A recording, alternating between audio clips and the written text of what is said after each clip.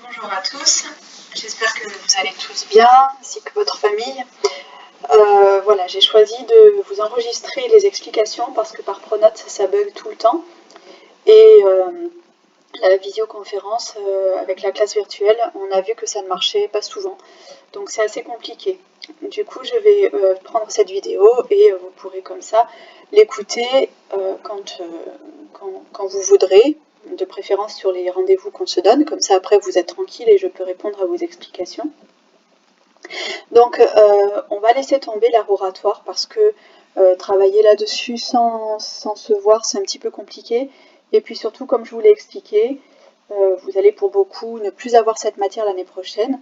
Et ce qui m'intéresse ici, c'est de faire en sorte que vous ayez vraiment la base des connaissances à avoir en latin grec pour les cours de français de lycée, puisque vous verrez beaucoup de textes où on a des allusions, alors certes à l'art oratoire qu'on a étudié, mais aussi aux différents mythes que vous allez retrouver dans des pièces de théâtre ou par allusion chez des auteurs du XVIIe, XVIIIe siècle.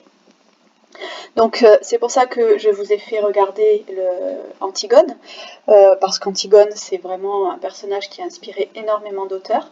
D'ailleurs, si j'ai bien compris, vous êtes en train de l'étudier en français également. Et là, aujourd'hui, nous allons parler de Médée, qui a inspiré beaucoup de tragédiens. Donc, vous avez regardé normalement cette émission qui résume assez bien les choses. Et je vous ai demandé sur une fiche de remettre dans l'ordre les événements parce que c'est un petit peu long, un petit peu compliqué. Et pour cela, en fait, je vous propose, comme vous le voyez, une carte qui va nous permettre d'éclaircir les choses. Et on va essayer de replacer les événements, du coup, non seulement dans l'ordre, mais aussi au bon endroit.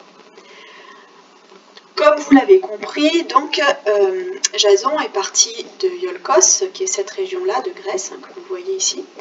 Il est parti d'Iolcos pour aller récupérer la toison d'or, car Pélias, qui est son oncle, avait usurpé le trône et avait demandé à Jason de lui rapporter la toison d'or, et c'était la seule condition sous laquelle il accepterait de lui donner le trône qui lui revient. Donc, je répète, Pélias dit à Jason, je te rendrai ton trône si tu vas récupérer la toison d'or. Donc, Jason part de Iolcos avec un équipage de marins. Il fabrique un bateau qui s'appelle l'Argo, et du coup, ces différents marins, on les appelle les argonautes. Donc, on peut ici noter en premier événement, départ de Jason avec les argonautes. Sachant que notes signifie le marin en grec.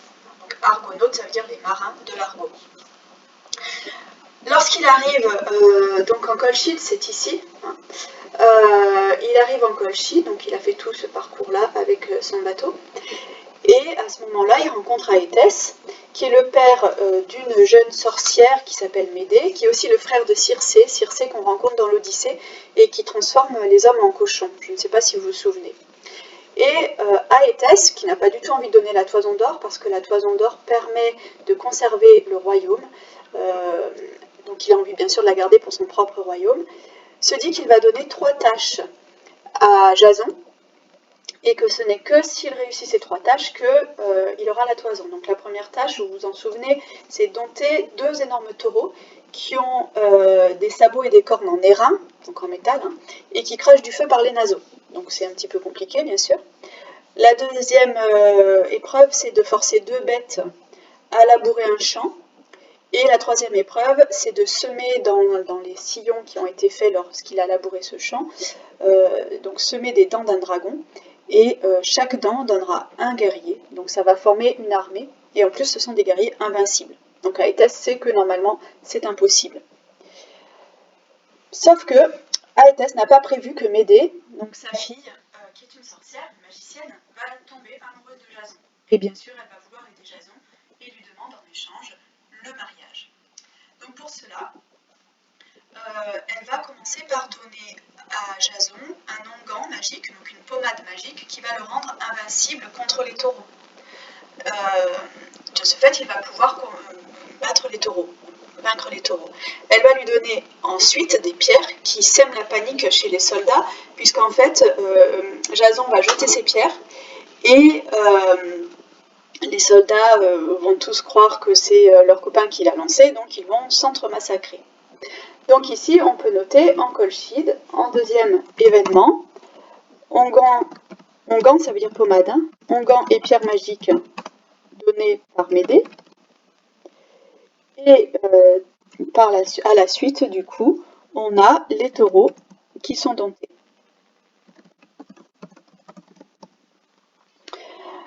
Ainsi que l'armée d'ailleurs. Hein. Jason veut donc bien sûr maintenant récupérer la toison puisqu'il a rempli toutes les épreuves qu'il devait faire, il les a accomplies. Mais Aétès ne veut toujours pas la lui donner. Donc Jason se dit, puisqu'on ne veut pas lui donner, il va la voler. Il va donc récupérer la toison d'or.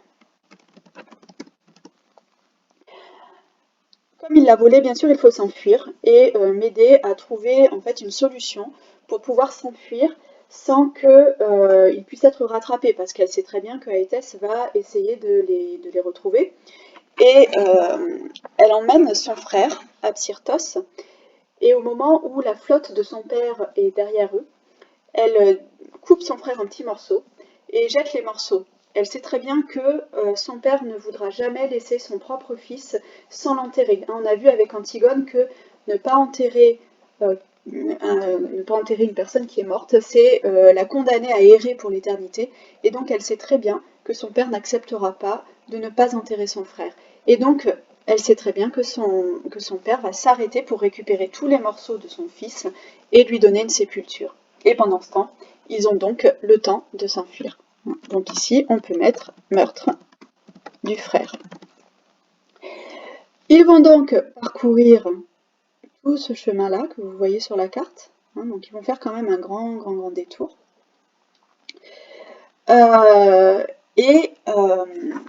Ils vont arriver de nouveau à Iolcos pour récupérer la toison d'or.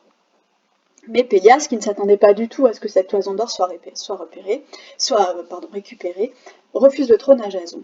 Alors évidemment, ils ne sont pas contents parce qu'ils ont quand même fait tout ça pour récupérer le trône et ils n'arrivent pas à le récupérer. Alors Médée va préparer une vengeance et elle va aller voir les filles de Pélias et expliquer aux filles qu'elle est capable de donner l'immortalité. Et elle va prouver en fait même qu'elle est capable de le faire en découpant un mouton en morceaux, en le jetant dans une marmite avec des herbes particulières, puisque c'est une magicienne, et grâce à ces herbes, le mouton va se reconstituer, mais sous la forme d'un mouton très jeune, alors que c'était un mouton vieux qui avait été mis dans la marmite. Les filles se disent que c'est quand même assez sympathique de pouvoir retrouver sa jeunesse comme ça, et elles se disent que leur père, qui est quand même un peu vieux et pas très loin de mourir, ça pourrait être une bonne solution de demander à Médée de lui redonner sa jeunesse. Donc, le père, lui, ne veut pas trop, il n'a pas tellement confiance, alors ces filles vont l'attacher et le découper en morceaux, puis donner les morceaux à Médée. Vous voyez, on se découpe beaucoup en morceaux dans cette histoire. Donc, Médée, bien sûr, ne va pas redonner vie à Pélias et elle va le laisser mourir.